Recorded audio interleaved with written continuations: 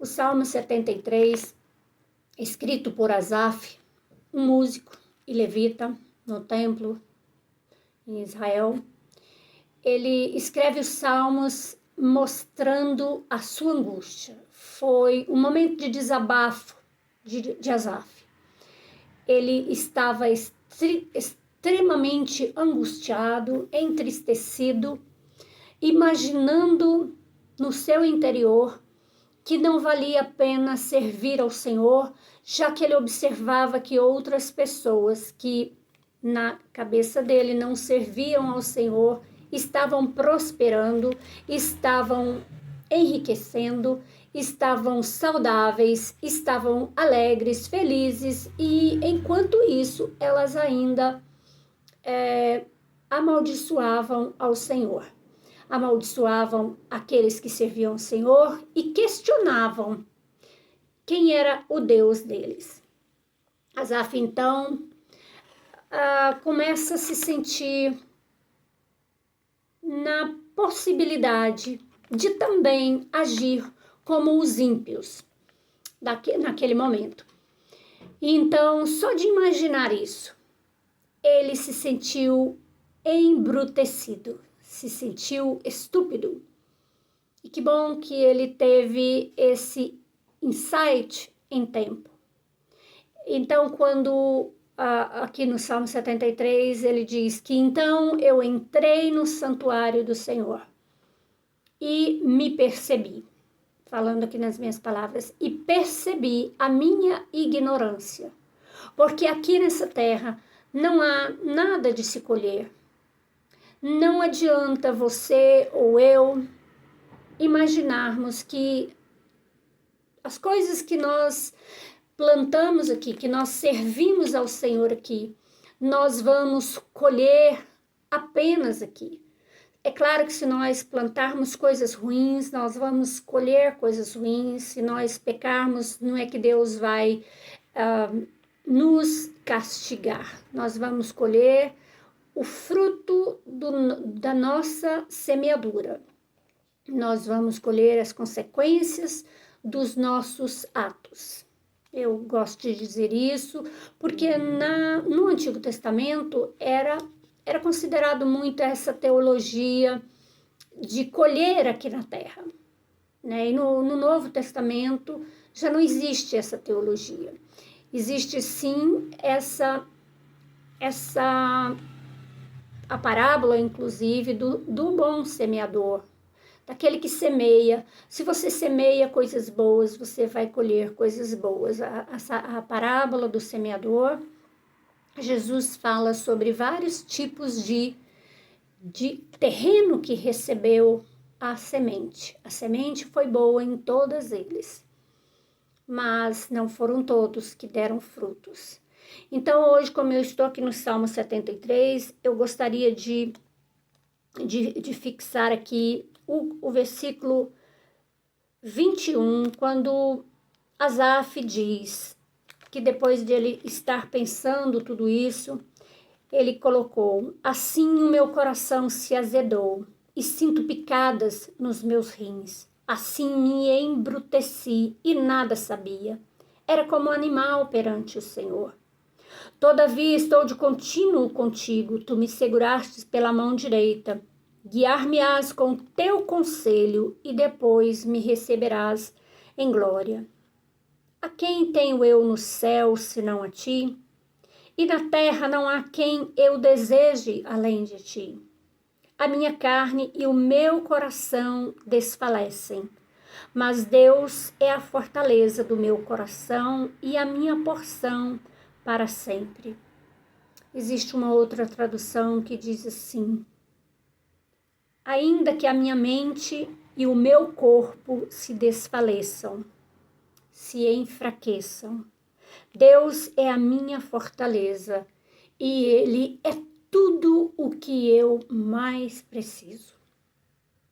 Hoje à noite, hoje neste momento, eu estou gravando esse vídeo à noite, mas não importa o momento que você vai ouvir essa oração, eu quero orar por você que está angustiado, que está enlutado, que está que está revoltado, revoltada com a sua vida, revoltada com o Senhor, que a sua posição te colocou numa situação que você questiona se realmente vale a pena servir ao Senhor, porque você olha ao seu redor e vê aparentemente as pessoas que não servem ao Senhor estão melhores do que você. Você perdeu alguém na sua vida, você perdeu alguém a quem você muito amava, ou por morte, ou por doença, por acidente, ou por uma separação, e você então acha que o Senhor se esqueceu de você. Então, nesse momento, eu quero convidar você a olhar para dentro de ti, a olhar para dentro de si mesmo e se examinar. E agora pensar como o salmista Davi, lá no Salmo 139, que é um salmo que eu gosto muito, e repetir como o salmista disse: Senhor, o Senhor me sondou. Olha para dentro de mim e vê se há algum caminho mau e guia-me pelo caminho eterno. O caminho da eternidade é o melhor caminho que nós podemos tomar. Porque a Bíblia diz, o apóstolo Paulo diz, se nós estivermos esperando no Senhor apenas nessa vida, apenas nessa terra, nós somos os mais miseráveis de todos os homens. A nossa vida não termina aqui, existe vida além da morte. Jesus disse que aquele que crer em mim, ainda que esteja morto, viverá. Ele diz isso não só para aqueles que já morreram em Cristo Jesus, mas para mim e para você que está agora, neste momento, desanimado, se sentindo como se estivesse morto, como se não tivesse mais diferença viver ou morrer. Aliás, que até prefere a morte.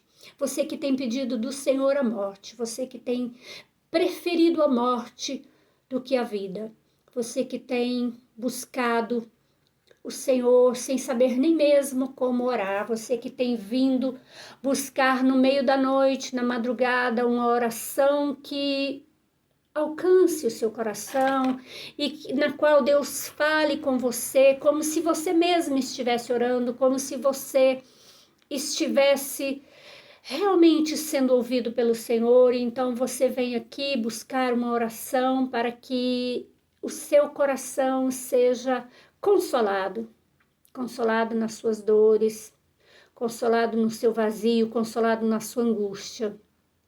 Eu quero orar por você. E eu quero que você saiba que eu vim orar por você, porque o Senhor tocou meu coração para fazer essa oração. Você que está desesperado, você que passa a mão na sua cabeça, você que chora, você que passa a mão na sua cabeça e diz: Deus, o que foi que eu fiz? Ou onde foi que eu errei? O que foi que nós fizemos? Onde foi que nós nos perdemos? Deus olha para nós. Senhor, atende a oração que tem sido feita nessa casa. Senhor, quanto tempo nós perdemos servindo ao Senhor. Olha para nós. Nessa noite, o Senhor está olhando para você, está olhando para a sua família, está olhando por vocês. O Senhor atende sim o clamor da nossa alma. O Senhor atende sim o clamor do nosso coração. Vamos orar. Ó Deus, Deus poderoso, Criador dos céus e da terra, de tudo que neles há, de tudo que há nos céus, na terra, debaixo da terra, nas águas, debaixo das águas, no céu e acima dos céus, fora da terra, tudo, Senhor, no universo foi criado pelo Senhor e continua tendo o seu controle, o seu comando. Ó Deus do universo, nós te clamamos, o Senhor, que a tua palavra diz que o Senhor nos conhece, o Senhor conhece aquele que te teme, o Senhor conhece o nosso endereço, o Senhor conhece o nosso nome, a sua palavra diz que o Senhor sabe quantos fios de cabelo tem na nossa cabeça, e se tem, inclusive, o Senhor que não permite que uma folha sequer caia de uma árvore sem que o Senhor soubesse. O Senhor que sonda o nosso coração e conhece todo o nosso caminhar. Ó Deus, o Senhor que estava presente e viu quando nós fomos feitos, quando nós fomos moldados dentro do útero da nossa mãe. O Senhor que formou os nossos rins, o Senhor que sabe, conhece cada célula do nosso corpo e sabe o funcionamento de cada uma delas. Ó Deus, é a Ti que nós clamamos. Vem agora, Senhor, em favor dos seus filhos, do seu povo que clama pelo seu nome, que clama por socorro. Senhor, vem de encontro a essa pessoa que está angustiada, chorando agora nesse momento.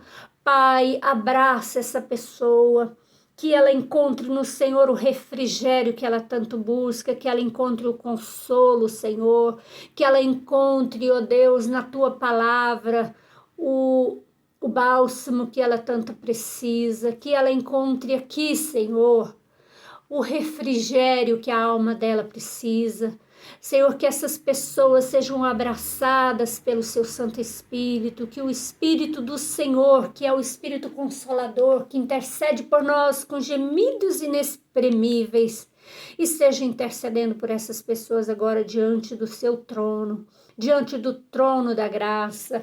Senhor, repreende toda tristeza, repreende todo espírito de morte, todo espírito de suicídio, toda intenção maligna, ó Deus, todas as palavras torpes que essas pessoas têm dito, Senhor, consagra, Deus, esses lábios ao Senhor, ó Deus, fecha esses ouvidos para ouvir os assopros que Satanás tem dado. Senhor, repreende todo espírito de enfermidade, repreende todo espírito de dor, toda doença, Senhor. Pai, a nossa mente, ela viaja, mesmo que nós tenhamos algum distúrbio emocional, mesmo que nós tenhamos algum distúrbio mental, ainda assim, ó Deus, nós precisamos que o Senhor nos ajude, nos controle a nossa mente, tenha um controle do nosso coração, porque a sua palavra diz que enganoso é o coração, desesperadamente corrupto, quem o conhecerá? Deus, o Senhor, é o único que conhece os nossos corações, inclusive muito mais do que nós mesmos. Pai, em nome do Senhor Jesus, o seu Filho, a quem o Senhor deu, para que nos salvasse, para que nos resgatasse do império das trevas e nos transferisse para o reinado, para o reino do Filho do seu amor. Deus, aquele que nos resgatou, aquele que pagou o preço da cruz do Calvário, aquele que rasgou toda a dívida que havia contra nós, aquele que envergonhou Satanás na cruz do Calvário. Senhor, no nome desse seu Filho Jesus, é que nós oramos nesse momento e clamamos por vida e vida em abundância em nossas vidas, Senhor. Nós decretamos agora, por intermédio do seu Filho Jesus, a vida na vida dos seus filhos que me ouvem agora. Decretamos vitória, decretamos alegria, decretamos, Senhor, vida abundante, decretamos perdão dos pecados através da confissão a Jesus. Senhor, nós declaramos alegria no Espírito Santo. A sua palavra diz que a alegria do Senhor é a nossa força. Então, Senhor, dá-nos da tua alegria. Em nome de Jesus Cristo, o seu Filho, o nosso eterno Salvador. Amém e amém. E se você crê, diga comigo amém.